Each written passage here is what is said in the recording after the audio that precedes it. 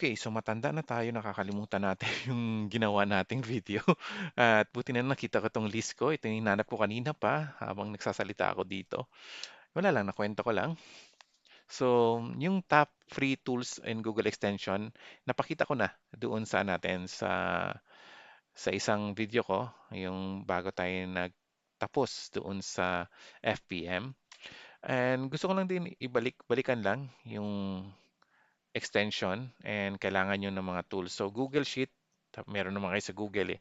Importante yun na kahit basic, kung marunong kayo sa data entry, basic ano lang, basic mm, formula. Kahit yung sum na lang or plus, minus, importante yon. Kaya ngayon may Google AI na, so madali na lang. Siguro talaga Google siya sa Google Sheet. So kanina sinabi ko sa previous video ko sinabi ko DS Amazon Quick View, FBA calculator, VPN, ito yung sinasabi ko VPN.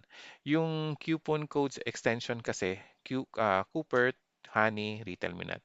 So, ang pinaka-effective para sa akin is si Google. Yun ang last.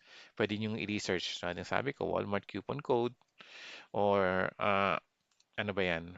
Bare Minerals coupon code, mga ganun. Nandoon.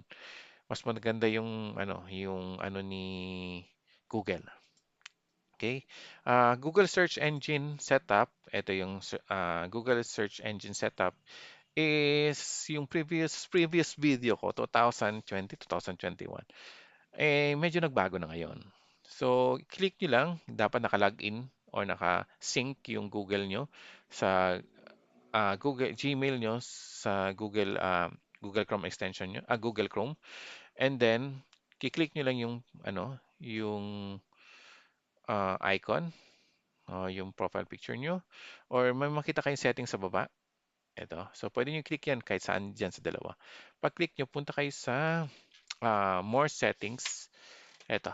More Settings. Ginamit ko na yung account ko dito. Okay, More Settings, and then punta kayo sa Other Settings, and then Language and Region. Click nyo, and then ito. Region, pwede nyo palitan ng US. Kung UK yung Amazon nyo, gawin nyo UK. Sinabi ko na rin to sa isang webinar ko. So, ito yung search engine. Pwede nyo gawin. At wala kayong VPN. Kung feeling nyo, kasi maganda yung VPN kasi sobrang daming result. Pero kapag lagi kayo nagsisearch sa US websites, lalabas yung mga website na napupuntahan nyo, which is that is the newsletter. Kung ano yung sa strategy. So, yung mga tools para sa product sourcing, number one na sa akin is Kipa. Okay? So, nandito ang analyzation, lahat nandito nangyayari, kahit sa wholesale dito. Dito nyo malalaman kung seasonal yung product, meltable yung product. Dito pa lang sa pagbasa ng graph na to malalaman nyo kaagad. Okay? May mga bagong updates si Kipa ngayon, which is the product. Dati pa yan, product finder, the storefront stalking, ginagamit na rin siya. And then the other thing is the hazmat, pwede na ma-detect ng hazmat. And then yung data analyzation yung sa stocks and the sales per month. Kaya powerful talaga si Kipa. Next, siyempre hindi magpapahuli si Seller Amp. So the new thing with the Seller Amp is pwede siyang product research, pwede siyang analyzation. May graph na kasi siya minsan, may graph na siya dito eh. So malalaman mo kung suppress yung listing, kung sino may hawak ng buy box. Same with the key pa rin naman. Pero dito, gusto ko yung suppress na i-indicate talaga dito kay Seller App. Okay, so ito yung features niya. Pwede mo puntahan yung website nila. Kahit hindi ko na siguro turo kung paano mag-research sa Seller Amp. Alam niyo, nandun na mismo sa website nila, selleramp.com. Puntahan nyo doon. And then, tactical arbitrage this is a automation, sabi natin product research. So, ginagamit siya for wholesale. Ito, gamit ko siya sa wholesale talaga. Isa sa mga tools na excited ako matutunan, ito talaga, si tactical arbitrage dati. Si Nathan Callister tsaka si Alex Moss pa ang may-ari nito that time. So, ang maganda dito sa tactical arbitrage, yung quick picks. Pero hindi sila 100% tugma.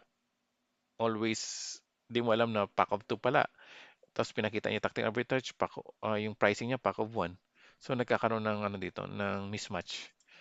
Nepeto is gusto nila ano, sino ba tong si sikat na mga ano, si Nathan Calister, yan ano pa ito ni Peto. Si ano rin, si Chris Webber din nagano rin siya. Si Chris Grant, si Chris Webber. Mali pala yung pronounce ko dati sa isang video ko. So, Chris Grant pala. Sorry, Chris Webber. Basketball player pala yung mention ko dati. Ay, ito ng coach nyo na ano na, nabaliw na. So, si Chris Grant, yung isa. Tapos si Jim, ano yung cockroach ba yun? Jim, basta yun ang pangalan niya, si Jim. Isa sa mga Replens group. Ito rin yung pinopromote niya. Okay? And then next is the Source Mogul. Halos same siya sa tactical arbitrage. Minsan kasi pinapagamit ni client ang Source Mogul. Limited lang kasi yung ano nila, websites na pwedeng puntahan. Ito yung mga ito, limited lang mapuntahan yung websites.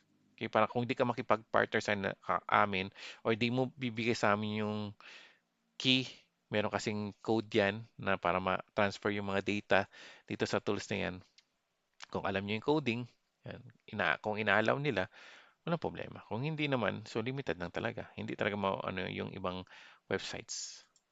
So AZ Insight is a calculator din po. Same lang sila ng Seller Amp. Mas mura lang nga to. Yun yung ano nila, yung mga tools na ginagamit. So next ang gusto ko sana ilagay dito is Sales Gazer.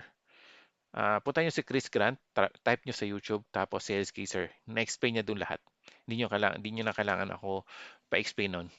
Kung Kung gusto niyo detail kay Chris Grant, pwede niyo puntahan yung ano niya, yung YouTube channel niya and then look for the sales caser kung paano niyo gamitin 'yon. Lalo na kapag newsletter and para updated kayo sa mga sales sa mga website. Yun lang and God bless. Sana hindi ko na makalimutan next sa ano ko, topic ko. Ciao.